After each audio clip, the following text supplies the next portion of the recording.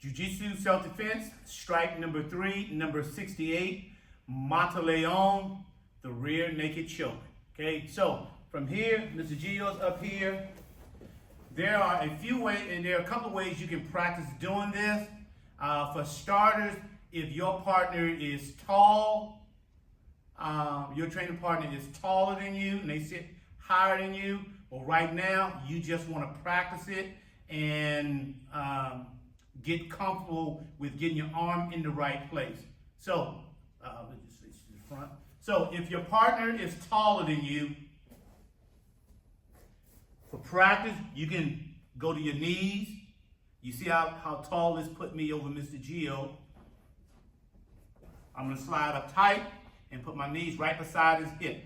Okay, now from here, I just want to slide my arm under his neck, and where my elbow bends, I want it to line up with his chin. So from here, I'm going to slide across and get my elbow in place. Line up right down the middle.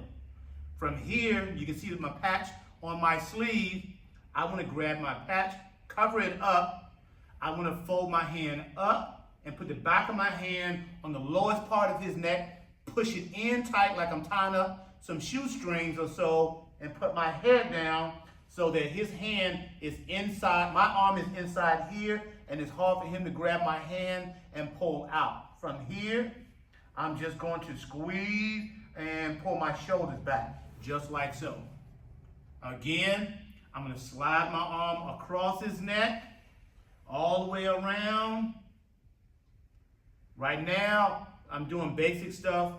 I'm just making sure my hand is in proper position, have my fingers all the way across, and then I'm folding my hand up and put it on the back of his neck, putting my head down.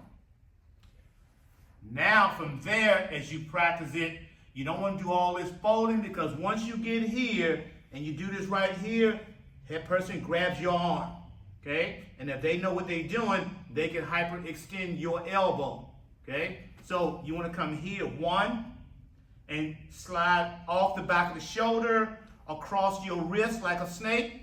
Slide your hand all the way in, and everything comes in just like so. Your head goes down, and you pull back. Now, from here, same thing.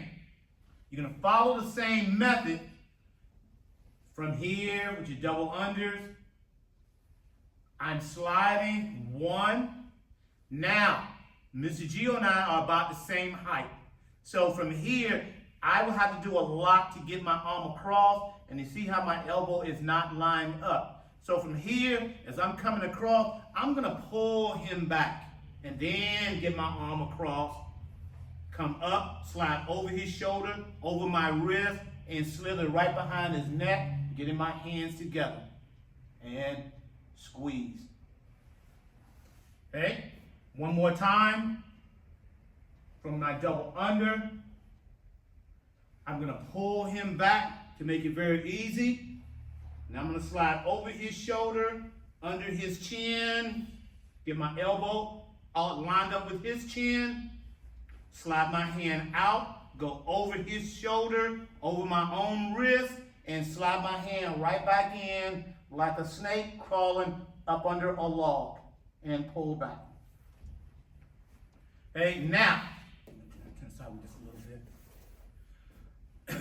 When it comes to the kids, you have your secondary rear naked choke. It's called the meatball choke, because it's like making meatballs and throwing them in the pot, or mud balls.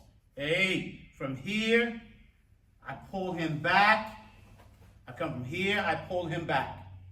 I'm holding on with my thighs.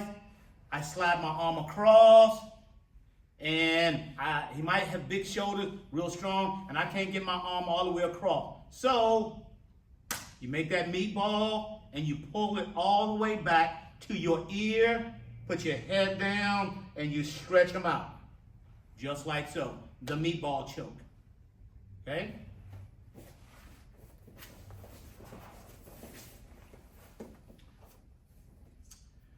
Take your time, make sure you communicate with your partner. Do all you can, do your best, take your time so that you line the elbow up with the chin. You don't want to be over here. You want to be just like this. And then the hand slithers across, head goes down, and you pull back and you tighten. Okay? Number 68, Mata Leao, the rear naked choke. Train safe, train smart.